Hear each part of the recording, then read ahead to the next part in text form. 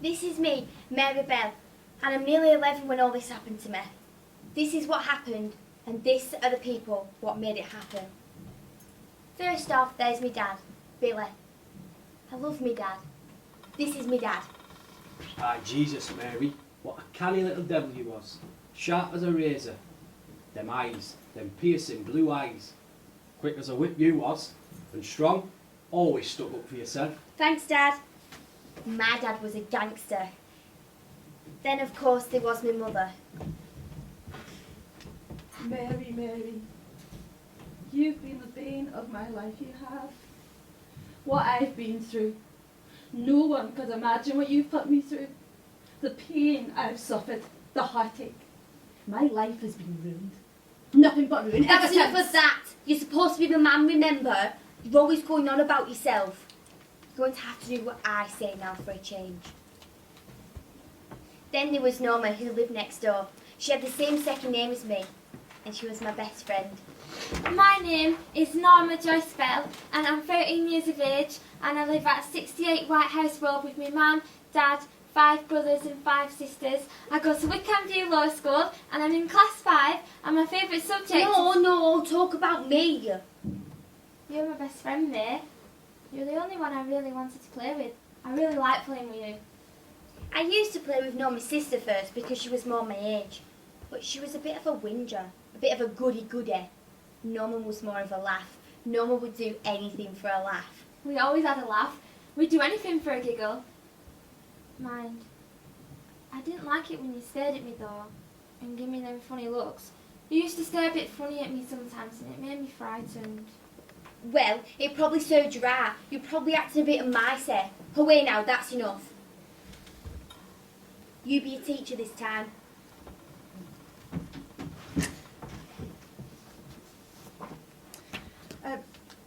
Mary was charming. I always thought there was a lot of depth in Mary.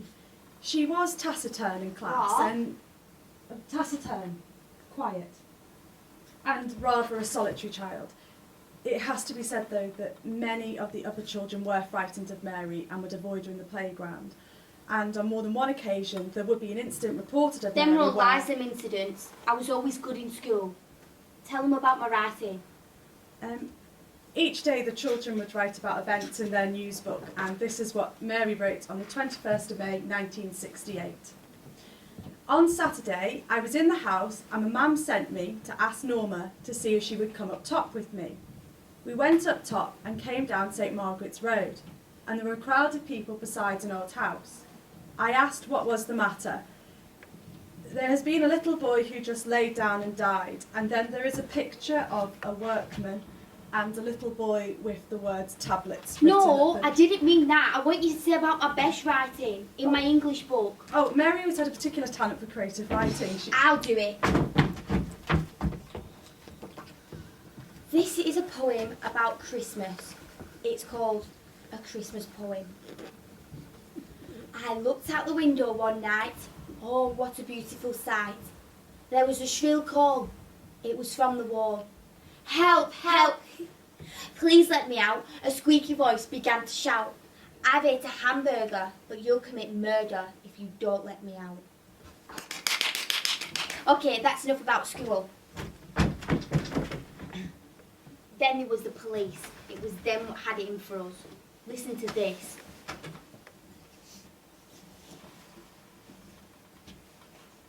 Oh, she was wicked. She was. There It was was no question about it. It was them accusers of hurting them children. They interrogated me and Norma, trying to make out we'd done something horrible to them 2 wee bairns. Only, I'd never snitched. It was Norma who snitched. They tried to get me to tell, but I never. You be the inspector interrogating me. What were you wearing that day? I have reason to believe you were wearing your grey dress. No, I wasn't. I haven't worn it for weeks. I have reason to believe that when you were near the blocks with Norma, a man shouted and you both ran away from where Brian was lying in the grass. This man will probably know you. Well, he would have had to have had good eyesight. And why would he need good eyesight? Because he was clever to see me when I wasn't there. I want to go home now. I'm afraid you can't go home. Then I'll phone some solicitors and then they'll get me out because this is being brainwashed. I have reason to believe that when you were in the blocks with Norma, you showed her something which you said you had done something to Brian with. Then you hid it. I never. Norma showed me where this thing was and I now have it. Then it must have been Norma who hid it if she knew where it was, because I never hid anything in my life. Would you now like to make a written statement saying where you were that day? I'm making no statements. I've made lots of statements. It's always me you come for. Norma's a liar. She's always trying to get me into trouble. Tell them how long you tried to get me to tell. I had her there for 3 hours. Nothing surprised her and she admitted nothing. She just stuck to her story, didn't know a thing. Tell them what you thought at the time. I thought at the time, either she's a masterful liar or she was speaking the truth. Norma spilled her guts nearly straight away, and it was because of her they came round and had me arrested. You say them words you said when you arrested me. I am arresting you on a charge of murdering Brian Edward Howe on the 31st of July 1968. That's all right with me.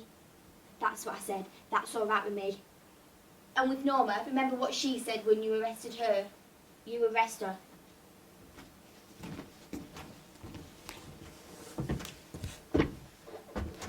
I am arresting you on a charge of murdering Brian Edward Howe on the 31st of July 1968. I never. I'll pay you back for this. Stop crying. Those are just some of the people what made it happen. I said stop crying. Like I said, those are just some of the people what made it happen.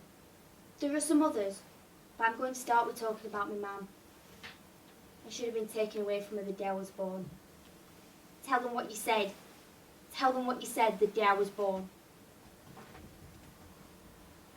Take that thing away from me. That's what she said the minute I was born. What it was, you see, my mum was always trying to get rid of me. Lots of times she would leave with my Auntie Kath and not come back for weeks. My Auntie Kath wanted to keep me. She asked my mum if she could adopt me. And once my mum took me to this place where they adopted children and she gave me to a woman who was there and she took me home and she bought me some new clothes. But she always changed her mind later, my mum, and got me back. This happened lots of times. And even worse than that, she even tried to murder us by giving us pills and telling us sweets. And trying to get us run over, even once by dropping me out the window. But my uncle grabbed us just in time. And every time something happened to me, it was always an accident. It was always done by accident. Only, then were no accidents. I think she don't like me, my mum.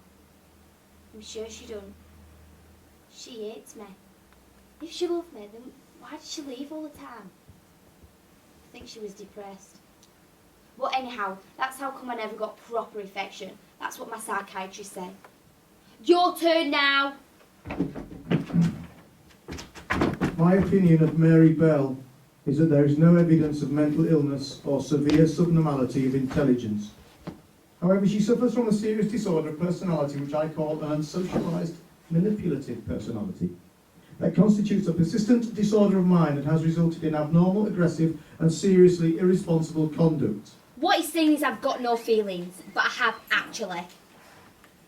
This abnormality of mind has been caused partly by genetic factors and partly by environmental factors. It was partly from her and Dad, partly from the way I was brought up. And in my opinion, this abnormality substantially impaired her responsibility for her acts.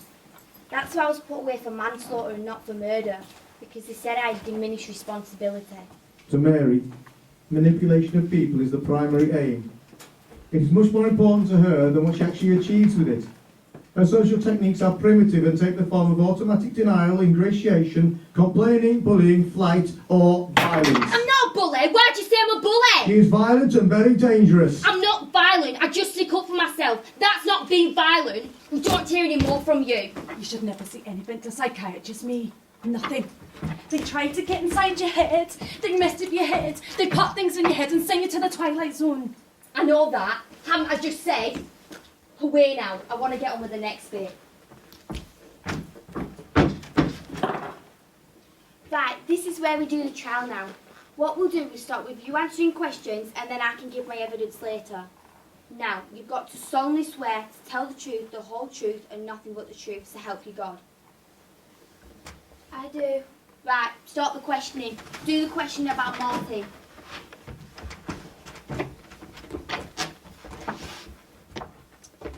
I want to ask you now about the day little Martin Brown was found in one of the old houses.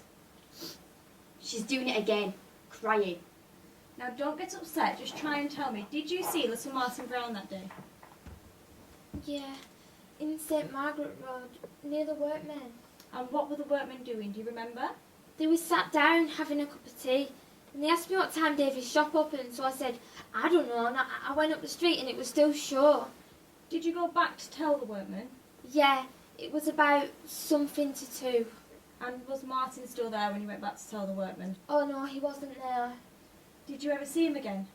Not until night time, when he were found, when he got carried into the ambulance. That's a lie for a start. Later, did you go with Mary to the shop?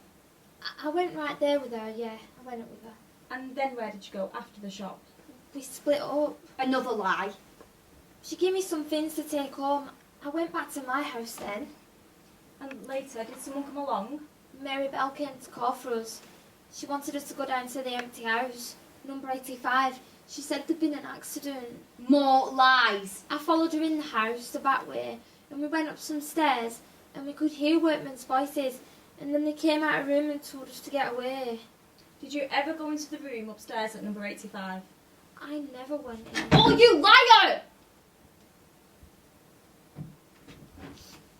Did you then report all that you had seen to his auntie and tell you had seen blood all over the place? She does this all the time, see. Gets people to feel sorry for about crying. Now, do you want to know the truth, the whole truth, and nothing but the truth? You ask me some questions now. No, but first, do that bit where you call the witnesses' names. I call Mary Flora Bell. Call Mary Flora Bell. I call Mary Flora Bell. Right, I'm sworn in now, so you can start. Mary, did you see Martin that morning? Yes, miss. Where? I gave him a swing. I saw him coming out of his auntie's and gave him a swing by Fothergill's wall. That's how come they found those fibres on his vest is the same from my grey dress. But then fibres came from when I was giving him a swing. Right, carry on. And then did you go home to your dinner? Yes, miss. And after your dinner, did you see Martin again or not until you saw him in the ruined house? I cannot remember, miss, but I went up to the shop with Norma for some dog's food. And can you say about what time of the day that was you went to the shop? At about 1:45 or something. 1:45. And what time did you go home to your dinner, do you remember? At about 10 past because I let my dinner digest. 10 past, you say 10 past 1? 12. You see, because it was 12, it couldn't have been me. Carry on. 12. And after that? After what, miss? After you went to the shop? After we went to the shop, we doubled back down Cross Hill and came along St Margaret's Road, and there were a crowd of people by the derelict houses. I gave the dog's food to Norma and she went back, and I went to see what had happened. What had happened? People were saying someone had met with an accident. Someone was dead. You know, different things, and of course I went up. I went up. Well, I always go to see what has happened, if there is anything happened. Norma says that at some time in that day you went to a house and called for her. Yes, miss. Had you been up, as you say, before you went to call for her? When the crowd was there and I went up and I went to tell Norma, and there was a boy in the workman's arms. Did you recognise the boy? Martin George Brown, miss. Then I went to tell Norma and she came back with me, and we went up the stairs and they told us to go away. And what did you do then? We went to tell his auntie. But I didn't say anything about blood. On that day, at any time of that day, did you take hold of Martin in any way to hurt him? No, miss. Now, do you remember at some time saying something to somebody about how Martin was hurt? Now this is where they started asking us questions about me telling people that I knew something about Norma that would get put away, that Norma strangled Martin, even though nobody but the police was supposed to know he'd been strangled. But I only said strangled because I'd just seen something like that on the television. But I only said that about Norma because I just had an argument with her and I wanted to get back at her, but I told her Mum I was sorry, so it doesn't really mean anything. And then they asked me about us going round to Martin's mum's house to see if we could see his body in the coffin. Well, me and Norma, we're only daring each other, and we only did it for a giggle, so it doesn't really mean anything either. If you want to know how I knew there were tablets on the floor near where Martin was lying, well, that was just rumours. It was what everybody was saying. And a girl at my dinner table even said that she heard something about Martin. So it wasn't just me who knew them details. No, what really got us into trouble was us writing them silly notes and putting them in the nursery. They went on and on about them notes, saying we confessed. We were questioned a lot about them notes. What happened the next day, the Sunday at May's house? She was playing a recorder. I was playing a recorder. I was playing Go to Sleep, My Little Brother Peter. Then I put it back in the box because playing it too much makes it go rusty inside or something. At first we were playing drawings. And after you finished playing drawings, what did you do next? Wrote some notes. Do you remember how the notes came to be written? Well, we wrote. It was a joint idea. What with? A red biro pen. Norma went into the bedroom to look at a doll and saw there was a red biro pen, and she got it out and she was doing some drawings with it. And it was a joint idea to write the notes, so we both wrote them. Do you remember how many notes altogether you wrote in the bedroom? We never wrote notes at all in the bedroom. In the scullery. Because you cannot do none in the bedroom, because if you rest it on the bed, the pen would go straight through it. Do you see the note which reads, I murder so that I may come back? Yeah, I wrote that one. Do you know what it means? I don't want to. You say that these notes were your joint idea. Yeah. Can I ask you again whose idea it was to write these notes? It was her idea for the scrap paper, and it was her idea for the red pen. Do you know what that one means? I murder so that I may come back. I may come back to the nursery, which we did. Come back to the nursery to do a murder. No, as far as I'm concerned, it does not. Would you look at note number 2? Do you see the words in the middle there? We murder. Not by me. Look at note 1. I don't want to. Do you see the word murder there? There she goes again like a tap. The judge said you were putting it on. You say what the judge said about Norma crying all the time. You be the judge. Sometimes children break down because they are genuinely upset. Sometimes they take refuge in weeping because they don't want to face what is being put to them. I never cried. Only once. Why did you pretend that you and Norma had murdered Martin Brown if it wasn't true? For a giggle. What? For a giggle. Did you think Martin's dying was a big joke? No! What do you mean by a joint idea? It was both of us. Both of you what? What wrote the notes? Yes, but who decided that the notes should be written? Her. She did. Yeah. And what did she say? She says we will do it for a giggle. Did you ask Norma why she thought this would be a giggle? She wanted to get sent away because after that she asked me to run away with her. Where to? Anywhere. And did Norma say why she wanted to get put away? Because she said you could feed the little ones and murder them. That's why. Because of what? Norma said you could feed the little ones and murder them. Continue. Norma, whose idea was it to write these words? Mary's. Because at first she got scrap paper and I was writing a different letter on it. There is a note, Exhibit 13, which has a very naughty word on it, and then says, we murder, watch out, Fanny. Which one of you was supposed to be Fanny and which one of you was supposed to be Faggot? I was supposed to be faggot. I want you to look at Exhibit 13, the one with the letters B-A-S in capitals. Did you write those letters? I don't know. I don't know what it means. And then fuck. Did you write that? No, the off. I mean the fur, not the other one, not the R. Who wrote that? May, because we were joining writing. Did May write any notes by herself? Yeah, that one.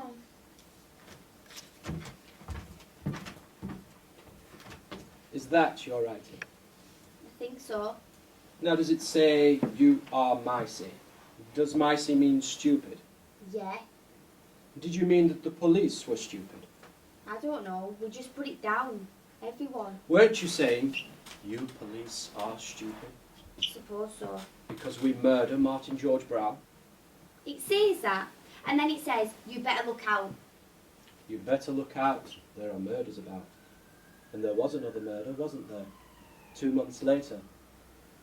You were showing the police how clever you were, weren't you? How? Well, you knew something about Martin Brown's death that the police didn't know. I never knew nothing about it. The police knew more than me. No more questions now because we're going to adjourn. Court will now adjourn and reconvene in 2 hours. We always adjourned after questioning. Later on, when we'd finished answering questions about Martin, me and Norma had some questions about Brian. She told one story and I told another. I think my story was more convincing, but like I said before, everybody felt sorry for Norma because they thought she was soft and I was hard. This is what we said. First me. After we met up with little Brian, we all went down Dixon's shop because Norma said she had some money for some sweets. But I says, Norma, where have you got money from? You ain't got none. And she says, never, keep your nose out. When we went past the shop and we got to the railway fence, I says to Norma, where are you going? And she says, oh, you know, that little tadpole pool. And I just thought we were going there. I says to myself, oh, it's all right there because there's frogs spawn and tadpoles in it. Mary Bell told Brian there was a lady coming on the number 82 bus that'd have some lollipops with her. We went towards like a big round tank what had been used for the army or something. When we climbed in, Brian started to cry and Norma says, have you got a sore throat? And he went, aye, or no or something. And she touched his throat and then says, oh, this isn't where the lady comes with the sweets. She comes over them big slabs, the concrete blocks. We had Lassie with us, Brian's dog. Brian never got touched in a tank, not even by Mary, because it was too stinky. We all got out and went towards the concrete blocks. I thought at the time, I thought she was looking for a jar for the tadpoles. Then she told Brian to lie down to wait for the lady to come with the sweets. Norma Bell then told him to put his neck up and put his neck down. I cannot remember if she squeezed his neck with 2 hands or 1 hand, sir. When we got to the blocks, Mary told Brian to lie down. She then started to hurt him. She put her hands on his neck. I says to Mary, leave the bairn alone. She left him alone then because somebody was coming. Some boys came. And there were some boys coming along and she got up and sat on the square slab, the big one, and Brian was sitting down or something. And the dog was there and I was frightened. And I was just in a kind of trance and I says to the boys, if you don't get away, I'll set the dog on you. May says to the boys, get away or I'll set the dog on you. And when the boys went away, May went back to Brian. After the boys toddled away, she went back to him and started to squeeze his neck again. And I tried to pull her off, but she just went mad. She just screamed at me. Her face went all funny. He was sat on the block by then, so she throwed him on the ground because she wanted him to lie down. And she started to hurt him again, but this time she wouldn't leave go of him when I told her to. And you could tell she was pressing hard because her fingertips where her nails were going white. And I was just standing and looking. I couldn't move. It was though some glue was holding us down. I couldn't move. And little Lassie were crying. And then Norma says, don't you start or I'll do the same to you. And it still cried. And she went to get hold of its throat, but it growled at her. And then I says, I don't want anything to do with this, Norma. I says, I should tell the police on you, but I'm not. And then she says, this is the first, but it'll not be the last. When he was on the ground, he started to go purple and she wouldn't leave go of him. And when she was really hurting him, she said, Norma, take over, my hands are getting thick. I went away from her then. I went over the fence and over the railway line and I went to Christine Routledge's house and we made pom-poms. After we left him, his eyes were a little bit open, I think. Then we went home. After the adjournment, there were more questions. Was it sweets or lollipops? Was it the number 82 bus or a 28? Was it you who talked about the lady and the lollipops? Now in the tank, did you take hold of Brian by the neck or near the neck? Why did you want the boys to go away? Did she use 1 hand or 2 hands? Who got the scissors? Did you use the scissors? Did she say what she wanted them for? What did she do with the scissors at that time? Would this be right that something was said about making him bald it only when he went back the second time? Why did you go back the second time? Were his eyes open or shut? Was there any blood on his face? Who hid the razor blade? What did she do with the razor blade? Did she hold it in her hand or put it somewhere or what? Whose idea was it to say the razor had been found on the path? Did you see her hide it in her pants? When she was cutting the hair, before she cut the hair, did she say anything about him?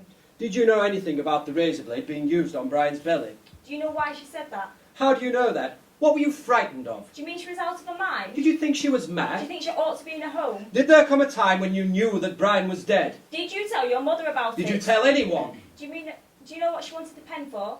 Why did you go back to the body? Do you mean a note like the one you were both written in the nursery? What did she say? Who put the purple flowers over the body? What did she say? Weren't you frightened that she might kill you? No! Why not? She was mad. She would not dare. Even though she'd killed a little boy. She would not dare. Why would she not dare to kill you? Because I would turn round and punch her one. Oh, they got me so mad. All them questions. You can't think. But what really happened was what I said really happened. Only nobody believed me. They all believed Norma because she cries and I don't. They blamed it all on me because they said that Norma was daft and only did what I told her to do. They said if I told Norma to jump off the Tyne Bridge, she would. Norma, if I told you to jump off the Tyne Bridge, would you? No. See? But you dared me to walk along the pipes of the bridge, remember? Then you dared me afterwards. We dared each other. Aye, but I never dared you to kill anybody. Don't lie, you were always daring me to do bad things. It's not that. And everybody thought you were so sweet and innocent. That's a laugh. Everybody felt sorry for Norma because they said she was under my control. I mean, listen to what Mrs. Brandt said, that old cow in charge of the remand hall. She really had him for me. Listen to her. You be Mrs. Brandt. You be just like her. She was, of course, very naughty. A very naughty little girl. She dislikes being ignored and draws attention to herself when it appears to be concentrated on other people. She resents authority and she incites others, often weaker girls, though they are frequently older than her, to behave badly. She screams and shouts, and there are times when, not getting her own way, she dirtied the floor and furniture. I did not dirty the floor. That's a rotten lie, that. They were all rotten liars. I hated being on remand. You be Norma's psychiatrist this time. Tell them what you said about Norma. Although she's actually 13 years old, she has the mental age of a child between 8 or 9. Almost anybody of subnormal intelligence is more easily influenced than a person who is of normal intelligence. This is true in the case of Norma. She has more suggestibility. They had it in for me because they thought that I was the clever one and she was the thick one. Norma could always get out of anything by eating glaky. But see, what they don't know, Norma's not as daft as she acts. Not by a long way. It wasn't all me that did everything. It was half Norma. It was Norma what wrote half them notes we put in the nursery. And it was Norma what found the razor blade on the path. And she cut Smithy's hair. And some other things. And I don't think it's right I should take all the blame. Tell him, Dad. Tell him it wasn't all me. You poor wee bird. It's always the same. Someone else loads a gun and fires a bullet, but you're the bullet that comes out. You're the idiot that comes out. It's all your fault, this. It was you what got us into all this trouble. You're always trying to get me into trouble. But you were the leader. You were the leader of everything. You were the one who told.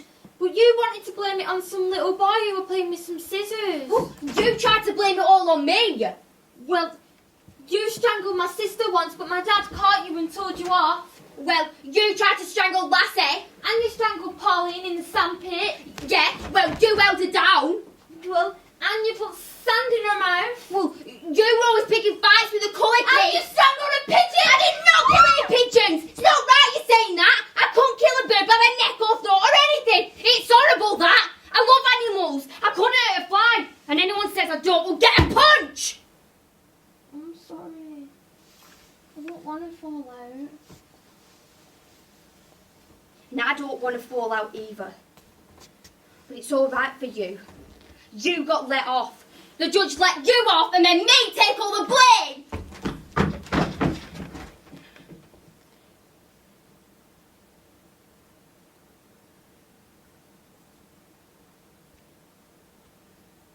You be the judge again and you could do the summing up.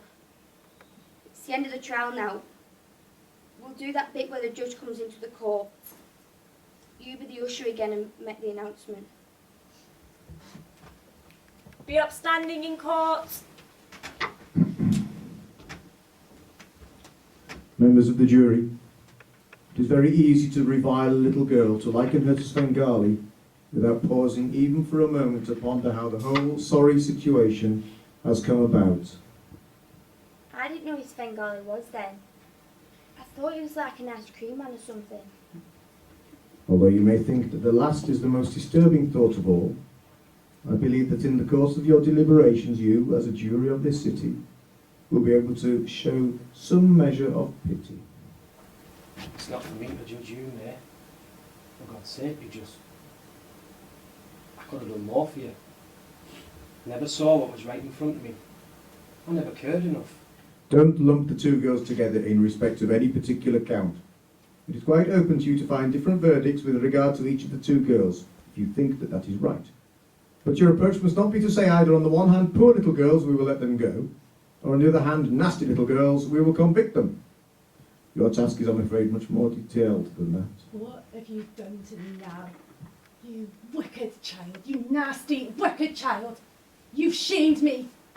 Just wait till I get my hands on you. I was worried my mum might have to pay a fine. If any unlawful killing occurs and two people participate in it, it does not matter whose hand actually does the deed. If, however, the person is there as a mere spectator and not there to help and not giving any help, that person cannot be held responsible. It may be wrong, but it is not a criminal offence. She put it all on me, so I put it all on her. If, as Norma claims, two boys died at the hands of Mary, then Mary, having told Norma about killing Martin, meant that Norma had done nothing to protect Brian Howe. But when she was really hurting him, she said, Norma, take over, my hands are getting thick. And I went away from her then. If you find that one girl did kill or participate in the killing, but that at the time she may have been so under the domination of the other girl that she had no will or mind of her own, then she would not be acting voluntarily, and you ought not to convict her. She was a leader. She was a leader of everything. And though over 10 years old, it is still presumed that the child does not know the difference between right and wrong. Mary, you know it's wrong to squeeze a little boy's throat. Yeah, it's even worse than Harry Roberts. He only did train jobs. It is only presumed that the child is incapable of committing a criminal offence. But that presumption, instead of being absolute, is rebuttable. By wrong, I do not mean just being naughty, which all children are at some time. She was, of course, very naughty.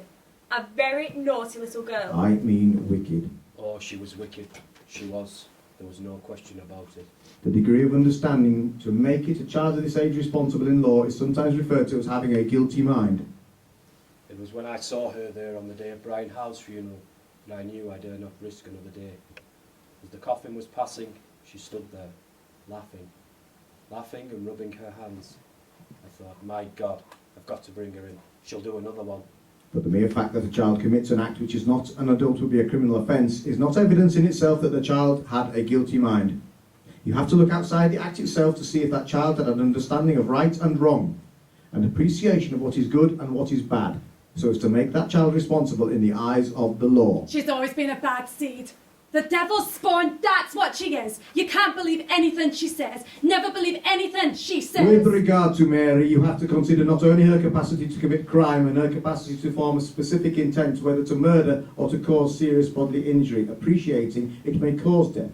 But you have a further problem. That is the question of diminished responsibility. I thought they might hang me. An abnormality of mind which substantially impairs her mental responsibility for her acts and omissions in doing or being a party to the killing. Or I might get 30 years like the train robbers. Don't you worry, Mary, love. You'll be all right. I know you'll be all right. And if it doesn't go all right, you know, there's some chums of mine and me will get you out. Somehow we'll see you all right. I'm not having no daughter of mine rotting in shorty. We'll get you out, love. Murder requires an intent to kill or to do serious bodily injury knowing that death may result. I didn't mean them to be dead. Dead forever. Manslaughter does not require that intent at all. It is sufficient if there is a voluntary, unlawful and dangerous act which results in death. Then they came back with a verdict. I was wondering if they'd let me have my dog with me in jail. I miss my dog.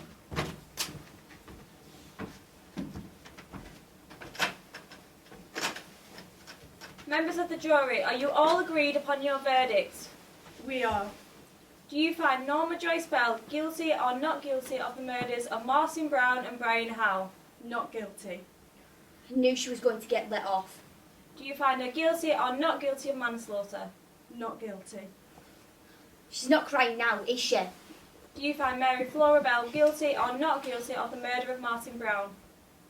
Guilty of manslaughter because of diminished responsibility.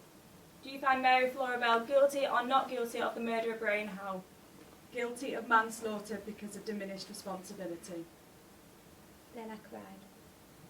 The sentence of the court concurrently in respect of these two matters upon Mary Bell is the sentence of detention, and detention will be for life. The child Mary Bell may be taken out of court. And that was the end of the trial. And it was right. I should get punished because I was really sorry about what happened to them 2-week bairns. I was sorry about Martin's mum and dad.